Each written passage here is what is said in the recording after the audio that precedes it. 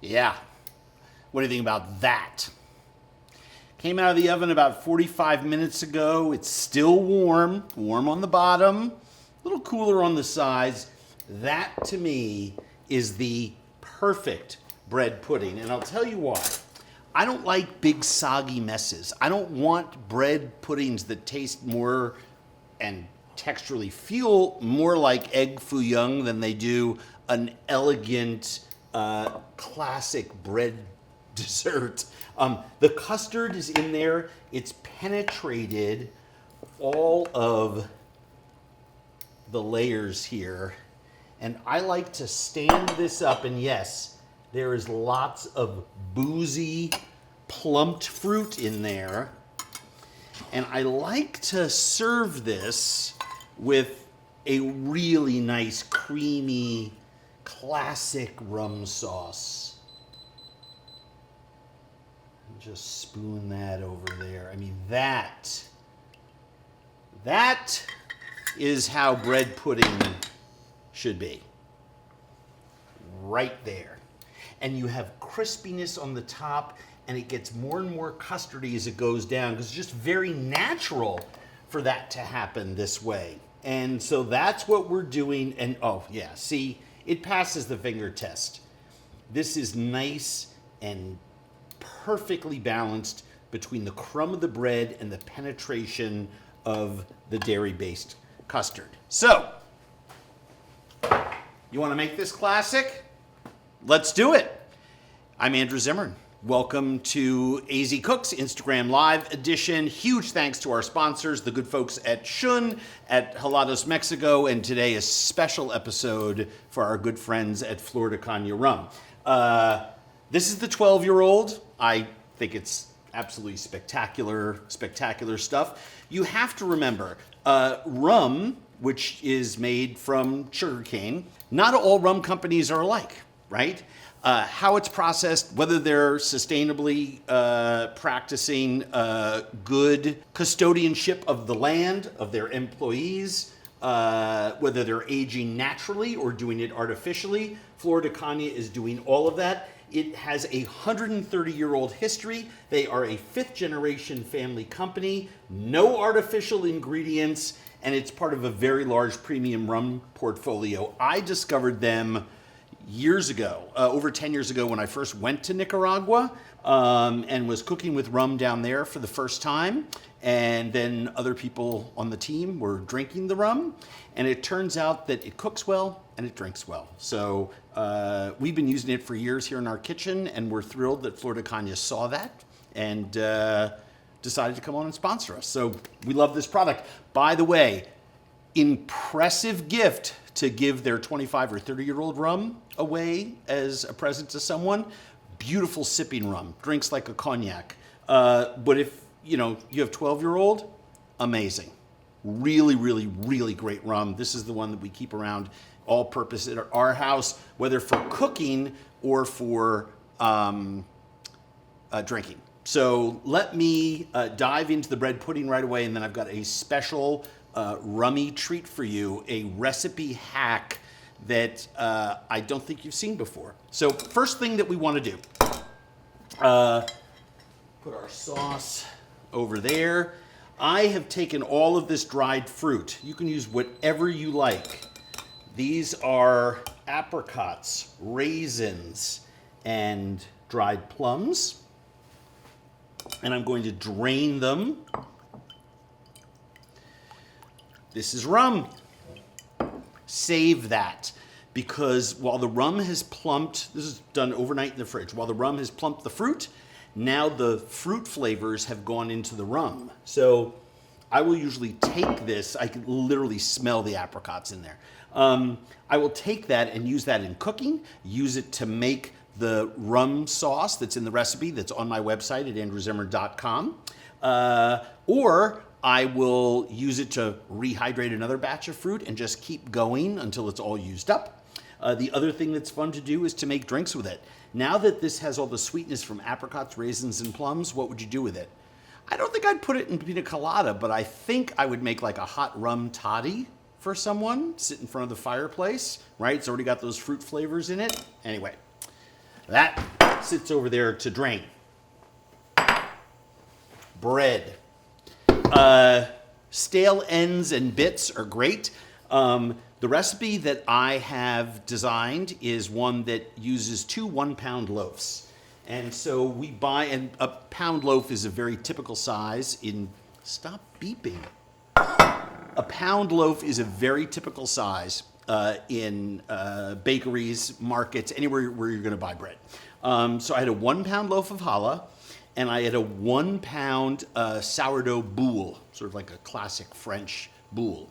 And I held on to a little piece of each of them just to show you the 2 breads that I used. Now, challah, and what else would be like challah? Brioche, very soft, right? Really, really soft bread.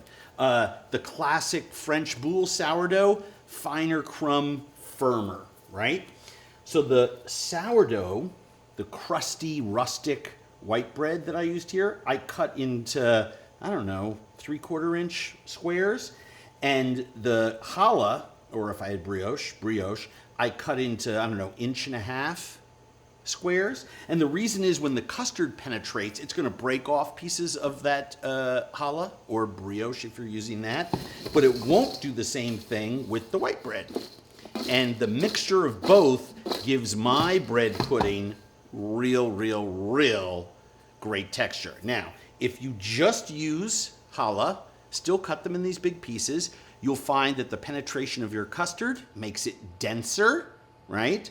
Not eggier, because that has to do with the ratio of bread to egg mixture, and you would use 2 pounds of challah, not 1. I do like the mixture of the 2 breads. I actually will sometimes just weigh, I have odds and ends in the freezer of all different kinds of bread. Next thing that we want to do, I have 6 eggs in here. I'm going to add my melted butter, my cream, my half and half, my milk,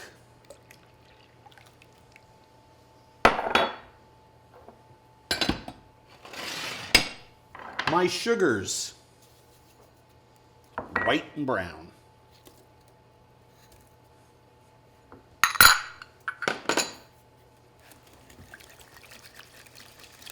And I'm going to stir those together a little bit, just get some of the sugar broken up so that the liquid will help dissolve it. And then I'm going to add a little pinch of clove, a little pinch of nutmeg. No, I'm not going to add a pinch of nutmeg. I'm going to grate some fresh nutmeg. This is a nutmeg grater. I know a lot of people buy big tubs of grated nutmeg. I have a little container of grated nutmeg too, because sometimes I need like a lot. But I still, when was the last time I used it? Probably like the late 60s. Johnson was president the last time I used it. I just like to buy nutmeg whole. This is a nutmeg grater, and grate fresh nutmeg, because I knew that would happen. Don't put your nutmeg into it. Thank God I got enough in there. Slotted spoon will take that out. Not the first time I dropped some nutmeg in there. But I love nutmeg. I want to wash this off and show you something. Fresh nutmeg, and no, I'm not going to return this to the jar. But you can see here the striping on it. It's just so beautiful to work with. And the difference between fresh nutmeg and the stuff that was grated a while ago and put into a tin is night and day. I love fresh nutmeg. Super aromatic. But I do use my teaspoon of cinnamon, because I go through a lot of that cinnamon. And I'm just going to keep whisking that together. All right, so got my custard, got my bread. Custard's not cooked yet, but the eggs, once it's got the milk and the dairy in it, is a nice custard. And the only thing that's missing from there to make our bread pudding, and this, by the way, is a very simple one. I love taking this recipe and adding cup of melted chocolate to it and making a chocolate bread pudding. Recipe for that is on my website. I love doing all kinds of flavors. Grated orange rind, almost like a monkey bread pudding is really, really fun. But you want to use a little vanilla. This is Mexican vanilla extract. It's from Penzeys. It's fantastic. It's 35% alcohol. And I want you to remember that, which means it's 70 proof. Remember that. So I'm going to go ahead and use just a teaspoon to season my custard. Very typical, right? You all use vanilla. This is kind of expensive, though. Sort of expensive. So maybe I won't use this. Maybe there's something else that I have lying around that we can make our vanilla with.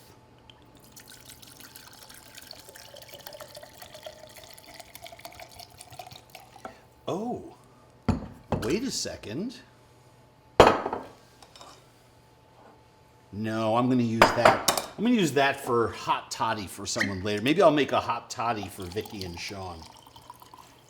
And just a quick reminder of what you're making for everyone that just... We are making a boozy dried fruit bread pudding with a Flor de Caña Rum sauce.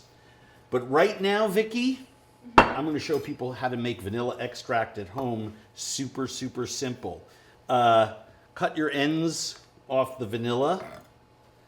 Remember, this is the stamen of an orchid that grows in tropical environments when it dries. And I take those little ends and I throw them in there just because they're hard to split and they just make it a little tricky, but they infuse their flavor in there.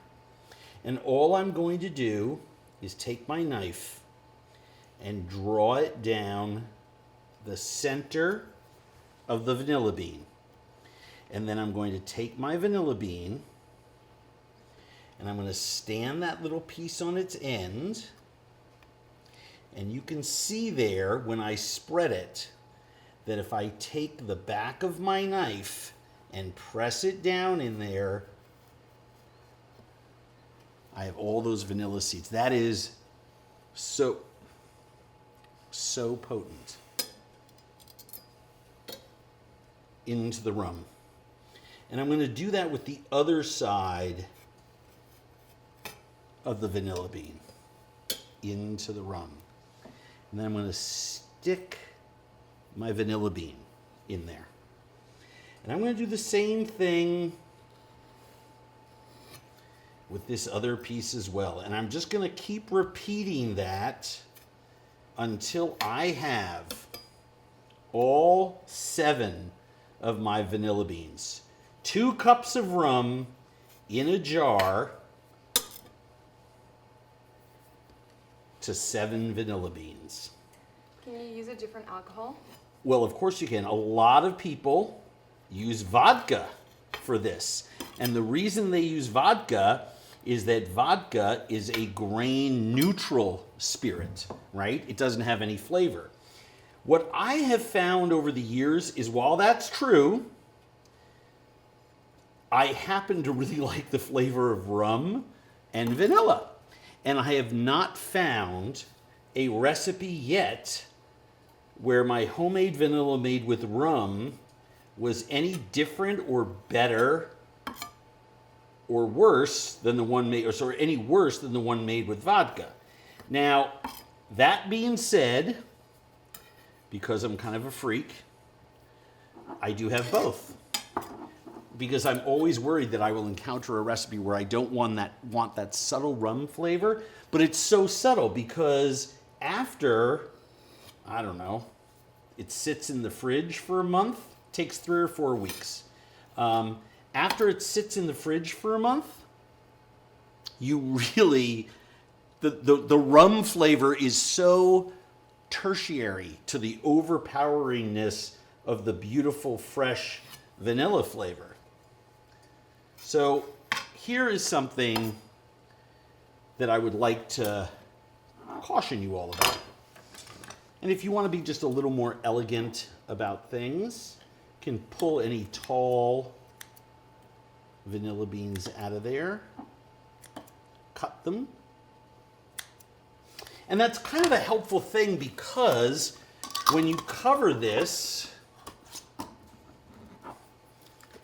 and you want to agitate it because you want to break up the vanilla beans. And once it's macerating, I don't know, once a week I'll go into my fridge and shake it because those vanilla beans tend to clump together in clusters. They don't separate into teeny individual little micro beans, even though they're very, very small. But eventually the alcohol will denature them, which is good.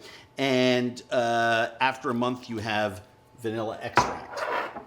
So, this is the one that we've been using here for a while. Oh my God. I mean, it's just so ridiculous. So we'll put a couple glugs of that in there. Now, when you see your vanilla beans exposed like that, that's fine, right? But let's say they get halfway exposed. What do you want to do? By the way, this is why if I'm giving this as a gift, I do it in a bottle like this. At home, I use this because it's easier to deal with my beans. And trust me, these are sitting in booze, right? No mold is going to grow on there. But this one is old. All I keep doing is just top it off.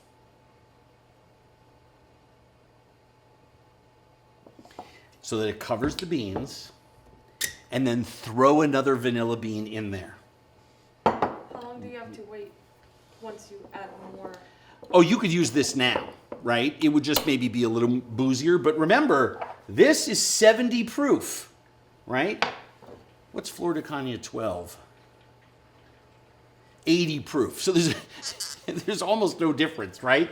This has a lot of alcohol flavor in there. But, wait a day or two. Remember, 90% of this was already vanilla extract, right? So here are my 2 vanilla extracts, ready to rock and roll. And you will never buy this again. And if you like to do crafty things for the holidays, you can make 50 of these for not a lot of money, all in with the beans, the bottle, the booze, and it makes a great gift. You could put your little sticker on there that says, "Hi from Andrew to you," right? So there is my secret. All right, on to the bread pudding. In goes the boozy fruit. Make sure it gets nice and sprinkled on there and separated.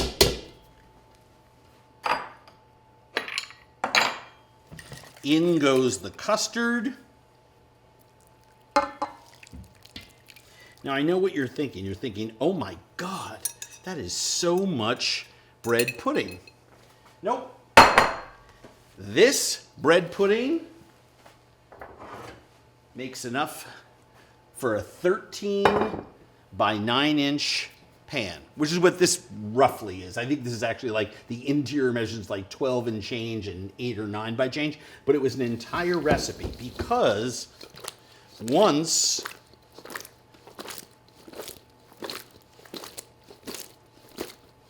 you toss this a couple times, and yes, you can use your hands and all the rest of that. I just love giving it a little flip.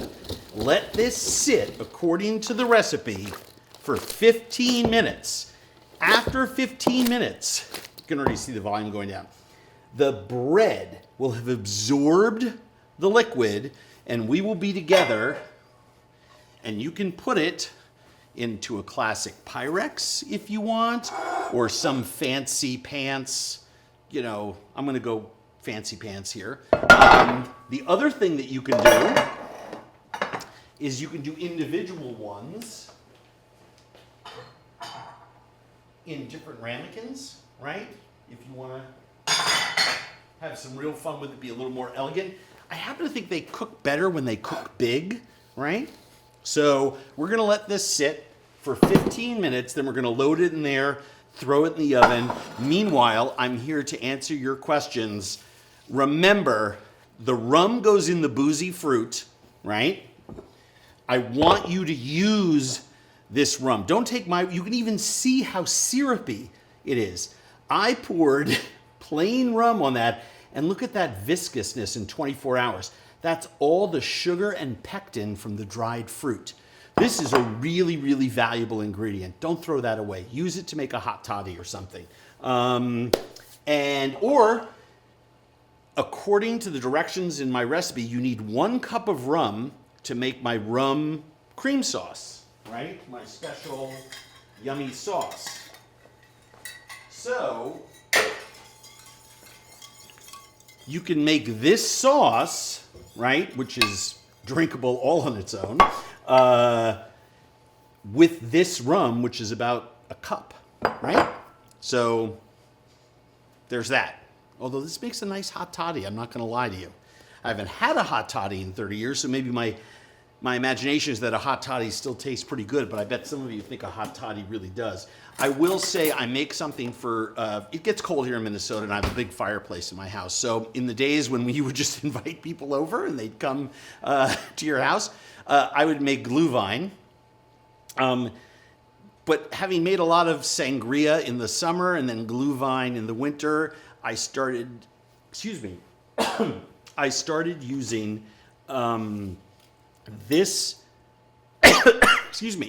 fruit-soaked rum with my red wine and spices and sliced apples and pears and winter fruits for my glühwein, which is hot mulled wine. If you've not made that, it's totally awesome. I will look. If the recipe for that's not on our website, I will put it on there. But I'm pretty sure that was our early one that we put on there. But glühwein, Glüwine, is something that made me an alcoholic. I loved it. No, I'm kidding. I used to ski with my dad, and we'd ski in Europe. And as a young child, he would say, "Oh, have a little glühwein." It was 4:00 in the afternoon. I drink a little glühwein. I was like, "This stuff is great." So I was like, "Why not drink it all the time?" Anyway. Which rum do Questions? you prefer, and where do you suggest I buy the vanilla beans? Vanilla beans can be bought online at Penzies.com. I used to buy, there's 3 or 4 spice companies around the country that I buy a lot of stuff from. Badia, who I make my line of spices with. Kalustyan's, which just closed a little while ago in New York, and I'm praying that they'll reopen somehow, some way. Penzies, which is based here in the Midwest, really great resource for spices. Burlap and Barrel. Those are all companies that Kalustyan's is sadly closed, but all of the others sell vanilla beans. So you can go online to their website and check those out. Oh, by the way, they also sell vanilla beans at your local supermarket. The problem is the ones at your supermarket are probably like dry and nasty and of unspecified origin, and there's probably 1 in a tube for like $12. It's just ridiculous. Buy them in bulk, like a dozen at a time, from a reliable spice company where you know they're getting them from a legitimate country of origin, and ones that were grown, harvested, and packed sustainably. What is your favorite cake and why?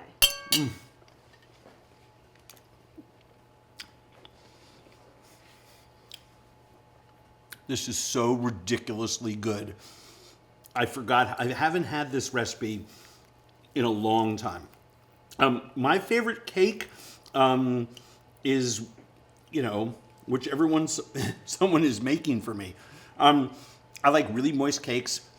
I like real buttercream frosting, but I like it spackled on really thin. My friend Zoe Francois makes great cakes. I eat a lot of her cakes.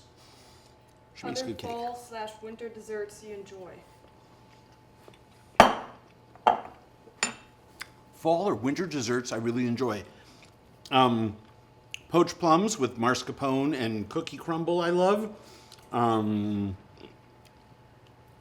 We're coming into citrus season, and I'm not a huge chocolate guy, although I'll take a bite of something chocolate.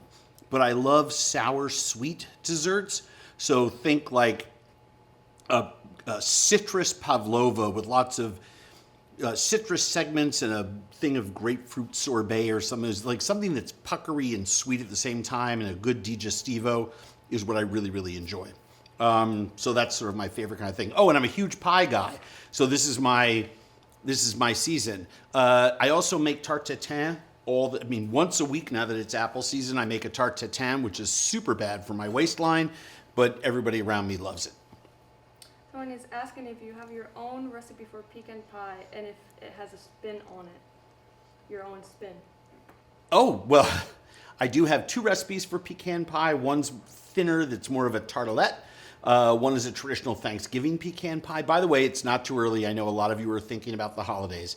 And I know a lot of you are scaling back this year because you don't have relatives arriving from all over the country, because we all are trying to mitigate and then contain the C19 virus. But pie, even if there's just 2 or 3 or 4 of you this year for Thanksgiving, you can make one and you can eat the rest for the rest of the week because they last a long time. And I do have many pecan pie recipes on my website, and we have our whole planning guide for Thanksgiving at andrewzimmern.com as well.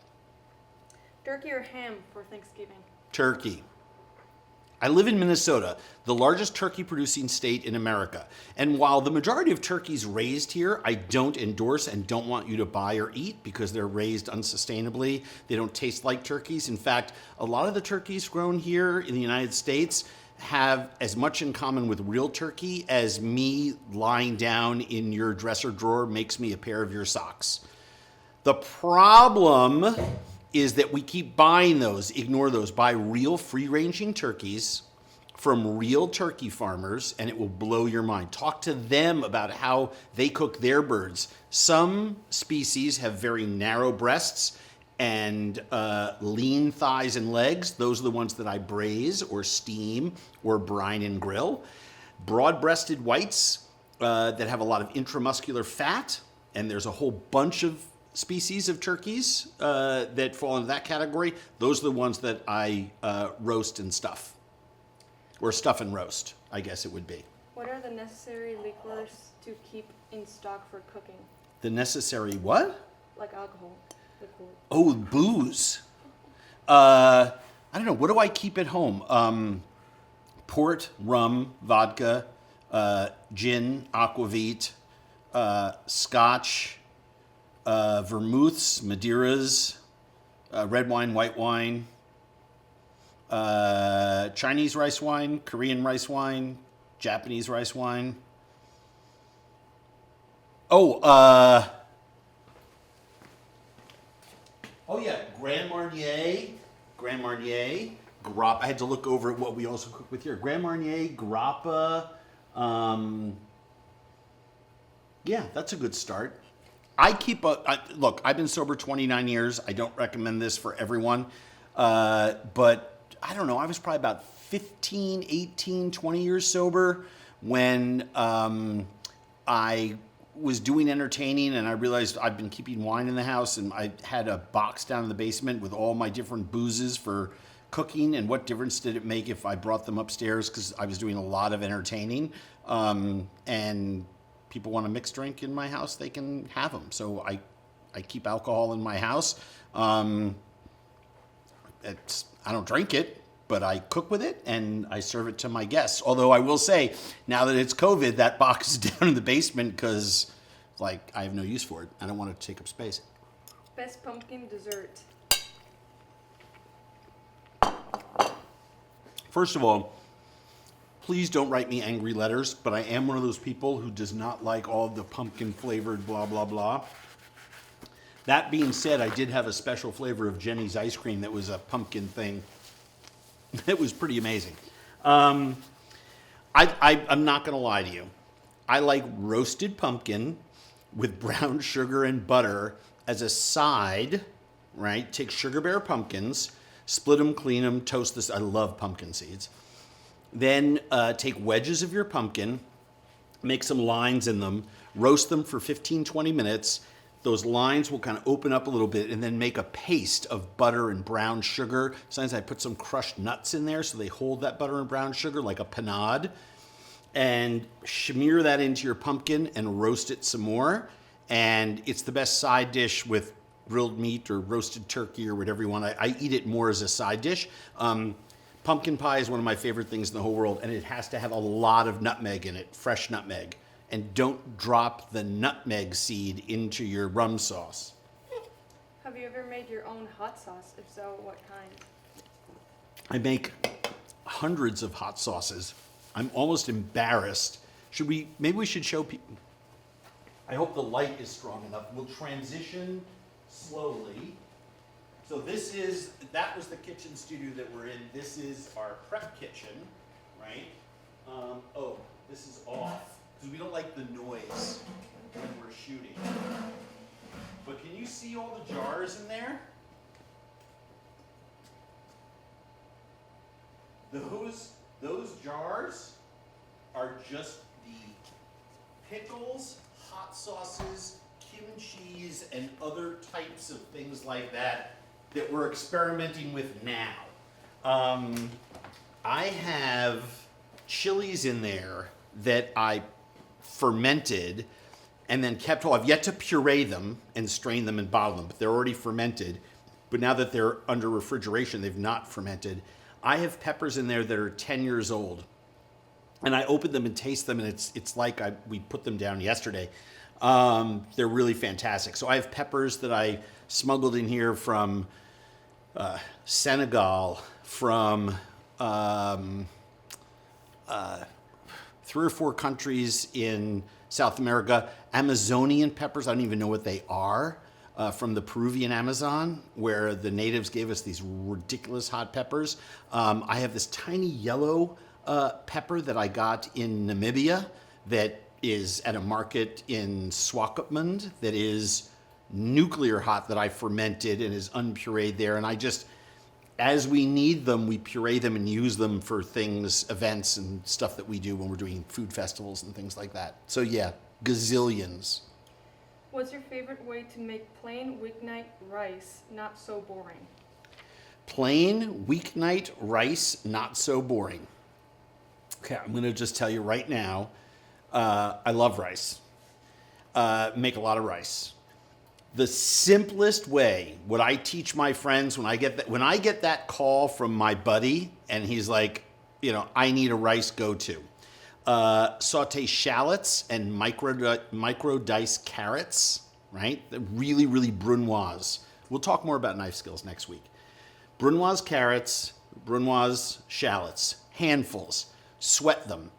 Add your long grain rice, like a typical Carolina rice or jasmine or basmati. Any of that will work. Do not use arborio rice, risotto, bamba, paella, or Japanese short grain, right? Sushi rice. Don't use any of those. Long grain rice, basmati, Carolina, all work great. Add your rice, cook, throw in a few sprigs of herbs, whatever you have around. I like thyme with it. Then take the juice of 2 lemons and pour that in there. And instead of water, use chicken stock or chicken broth. So you have the lemon, the carrot, the celery, the herb, thyme or tarragon. I will use either of those or sometimes both. And the rice. And you just use whatever the ratio is of rice to water, and you make a pilaf, right? When you open it up, when it's done, that time where you stir the rice at the end, the carrots and the shallots would be floating on top. You can remove the herb stems, give the rice a stir, and it's the fat and the stock just makes it a little more unctuous. The flavor of lemon, sweetness of carrot, that sort of wonderful ammoniated deliciousness that alliums have along with those herbs takes your weeknight rice to a whole new level. Oatmeal every morning for a year or jail for a month? Well, I've done jail for a month on more than one occasion, but I have no desire to go back. So I'm going to do oatmeal for a month, but I'm literally going to be choking it down, and I just don't like hot oatmeal. Can I have it in cookies or something? Isn't there another way that we could do it? Great question though. So at this point, this is going into a much smaller container, but I want you to see how even in a smaller container than 13 by 9, you can push this down. Do not push so hard. Okay, if you push really hard, you're going to wind up with a denser product. Now, some people like that. Some people like that really dense bread pudding. I'm not one of those people. I want some air to it. So maybe you press down on that bottom half and then you gently mound the top half. Because remember, the bread cubes have soaked up all of that bread pudding or custard. So now I've gone high, right? Look at that. And then you take, oh, shut up. God, it's driving me crazy. So 13 by 9, it's low. If you mound it like this, add another 15 minutes onto there. Slide that into, I knew it. If you're gonna mound it, make sure your top rack is out. I recommend 45 to 50 minutes for a standard 13 by 9 pan for this recipe. If you mound it like that, let it cook for an hour. Nice and brown on top, it's still gonna be moist and yummy on the inside. You're gonna love it. Do you have any tricks for delicious spicy fried chicken? Delicious, spicy fried chicken. We're actually doing it in a couple weeks. Stick around. Are you still eating and seeking different cuisines that many people aren't aware of mainstream? Yes, eating at your house. Are you referring to my old show? I love my old show. Bizarre Foods was great. We're talking to several buyers who were really interested in rebooting that show, which would be very exciting. But I'm also making What's Eating America and Family Dinner, so it's kind of hard making a lot of television. Even though it doesn't seem that way to everyone because they get asked this all the time, I'm making a lot of television. But it's COVID, so we're also not making a lot of television. So I'm doing things like this with you guys, which actually fills me up and makes me really happy. Clearly you want more. I promise you I will give it to you. How's that? You're being nice to me. I will be nice to you. Someone says, easy chicken wing recipe. I don't know how to cook. Thank Oh, you. we've got 15 wing recipes on our website. And the one that we posted with our curry wings are out of control. We also have our Chinese sticky wings are really popular. But the curry wings, which we just, and our apricot mustard wings that we do are, I should start my own wing restaurant. Who am I? We literally have 4 or 5 of the best wing recipes on our website, andrewzimmern.com. Check it out. Lots of recipes. How does cooking with alcohol not affect your sobriety? Well, it depends on what you do with it, right? So let's say I made a cream sauce and I put like 2 tablespoons of bourbon in it. Big thing of cream sauce, raw bourbon. There's so little alcohol in there.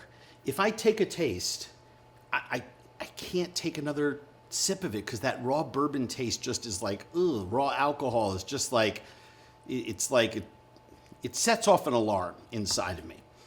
If I then grab it and drink the whole thing so that I can have those 2 tablespoons of booze, it means I haven't been taking my medicine in the months previous because you get sober first physically, then mentally, then spiritually, and you relapse by letting the spirituality go, letting the mental rigors go, and then you're just back to unmanageability and you act out and drink. So as long as you are staying spiritually fit, you're not going to drink.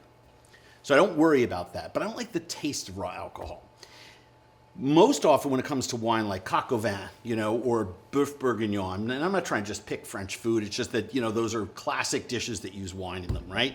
You marinate the meat or the chicken in overnight, and then you cook that for an hour and a half, and alcohol dissipates through the boiling process, also in the exposure to air thing. And then you reduce the liquid to a sauce.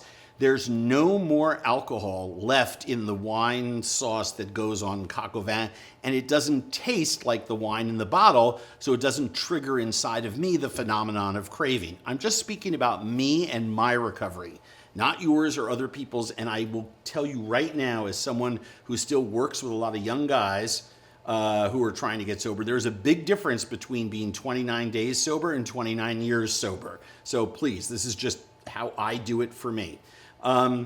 This rum sauce cooks for a long time. So there's no raw alcohol in there. It has the flavor, but it's got so much brown sugar and butter and cream and all that other stuff. You don't really taste it. You just kind of taste sweetness, and it kind of tastes like store-bought butterscotchy stuff in a way.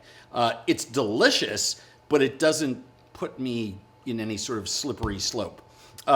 Same with the fruit that sticks in this. If you cook with it for long enough, it loses its boozy quality. You can eat this, and I'm not picking up any raw alcohol at all. Now, if I took the whole bowl of that fruit and just started snacking on it, I got a problem.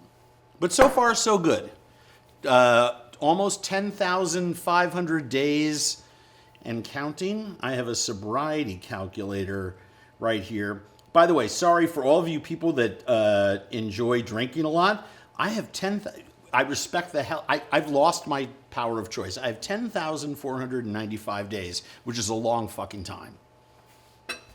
Any ideas for holidays, for meals for the holidays? I literally just started. I have like 15 magazine interviews, about 20 recipe submissions, and about 18 podcasts that I have to do between now and the 23rd of November talking about Thanksgiving. And so I just literally today cut and pasted all of my Thanksgiving stuff so it's on one page, so when I'm being interviewed or doing my stuff, I can click on it and talk about my stuff.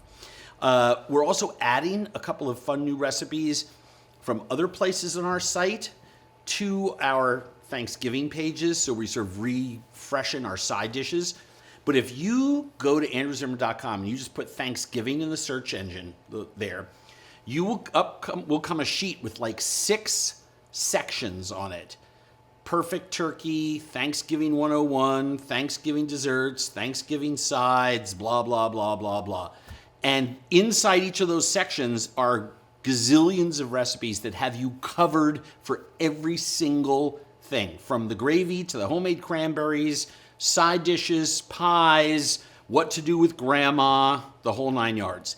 I will tell you, this year, it's probably going to be a Thanksgiving unlike any other because we're not going to be able to gather.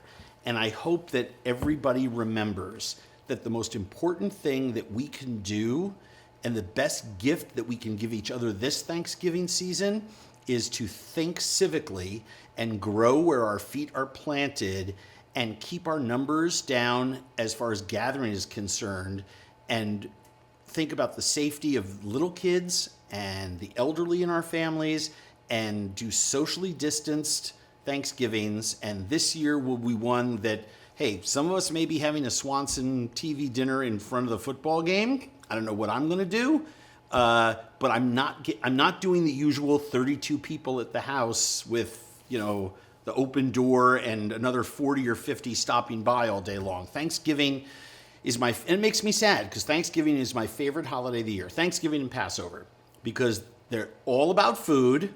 Thanksgiving has football. Passover, football season's over. I should talk to the rabbi. Maybe we move Passover into football season, just like into January, maybe? I'm just kidding. But it's all about food and there's no gifts. So those are my favorite holidays. So I'm really sad because I was so excited this year to cook for everyone. But we'll be doing a lot of cool stuff. I know in the week before Thanksgiving, we're actually going to be doing some Thanksgiving stuff here on Instagram Live. And we got some date switcheroos because Thursday is Thanksgiving itself. So we won't be doing a live that Thursday. I think that week we'll be doing it Tuesday, the 22nd of November, something like that, 4 weeks from now. Please go to my website. Please make the bread pudding. Please go to Walmart and ShopRite or BadiaSpices.com and buy my spices. Please, please go to our partners page. Being really serious. Go to our partners page on andrewzimmern.com. See not only our sponsors and the cool things they do, like the good folks at Flor de Caña or Helados Mexico or at Shun, because they're really cool companies. But take a look at all the charitable partners that we work with and what they do, because now is the time of year more than ever to be thinking about those that have less than we do. I love you all very, very much. Thank you for being here for yet another Thursday. We will see you next week. We're doing some really cool recipes. Knife Skills 101, your questions, and I will reveal a secret about myself that literally nobody on earth knows. A secret that I thought, well, one person does. A secret I thought I would take to my grave. True story. See you then.